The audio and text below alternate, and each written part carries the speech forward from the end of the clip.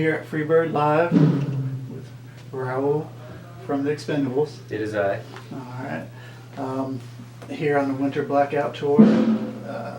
Just want to kind of congratulate you guys first off with the new album. Thank you. Stands in the Sky. Great album, by the way. Thank you. Awesome. How has it been with the recording process compared to when you guys first started?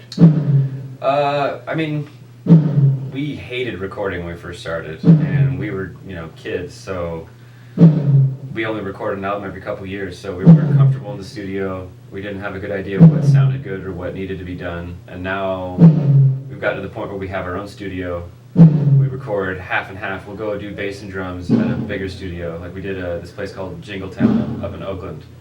And then we did all the bass and drums there and some of the guitars, and then we pretty much did everything else back home in our own studio. So Nice. between Adam learning Pro Tools and us just kind of recording at our own pace whenever we wanted, we were a lot more comfortable and relaxed in the studio. That's awesome. It definitely shows it's a clean sounding album. Cool, thank you. Really good. And you guys are on Stupid Records. Mm-hmm. How did that come about? We always kind of look at Slightly Stupid as like our older brothers, because they gave us our first tour.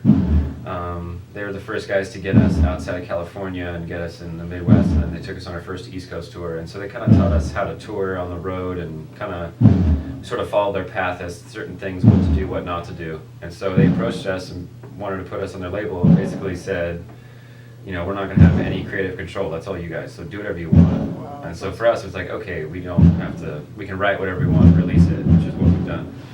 Wow, that's really cool. Really cool.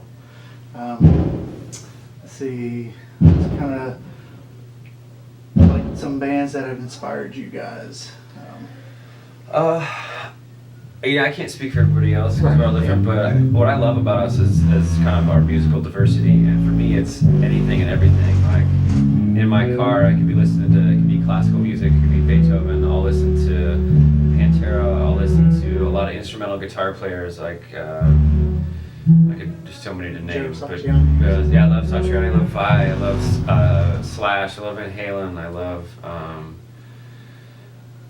this guy Jeff Loomis, who's in a band called Nevermore. He's released a lot of good solo stuff. Joe Pass. There's just tons of musicians out there. Bands I love, like The Police and Steel Pulse and early Metallica stuff. All that kind of everything. Like it doesn't. I listen to everything and I love it all. So all these bands that I listen to, from jazz to country to classical, I think there's nothing I would say that hasn't influenced me. We talked a little bit off camera about some of the touring and everything. What has kind of been one of the craziest things that's happened to you guys on tour?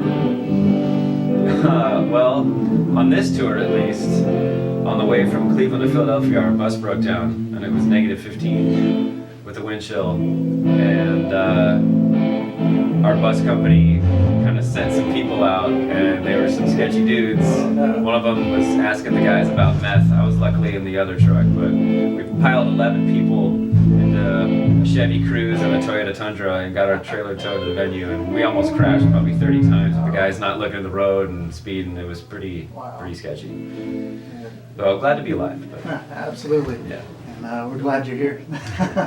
For sure. Although I'm kind of bummed out. Florida's supposed to be warm. This is BS. No, I mean, you just got to hang out a little longer. But you're going to be in Fort Lauderdale in a couple days. That should be pretty nice for you guys. Yeah.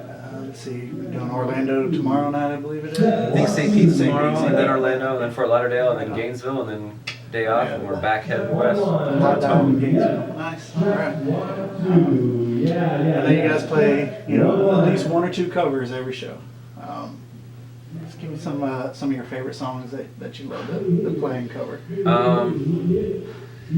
Well, we play Ganja Smuggling a lot, which is an Eco Mouse song, but that one we've done for so long, it's almost like we feel like it's our own. Obviously it's not, but our fans don't know that it's his. But that's a cover that we do almost every night that I love doing. We've also recently been doing kind of a mashup of some different bands, but I think my favorite one that we're doing is I Got 5 on It by the Loonies, which, a rap song. We're not really known for incorporating much hip hop into our music, but it's kind of cool. And we've had Andy, the singer from Catastrophe, has been on stage rapping, so it's been pretty cool. Wow, I actually got to watch you guys on the Yahoo Live. Yeah, the New Jersey show. Yeah, absolutely. That was amazing. That was a great show. It was a lot of fun. Yeah. Absolutely. You got any kind of recommendations for newer bands that get out there and they think that, okay, I can play a good song, catchy song, and I know we're going to be big, and it's going to take a couple weeks, but we're going to make it. Yeah. I know you guys have been doing this forever. So. Long time. Yeah.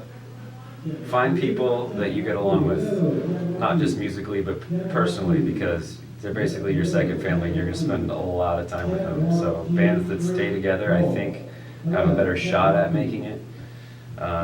Makes sense.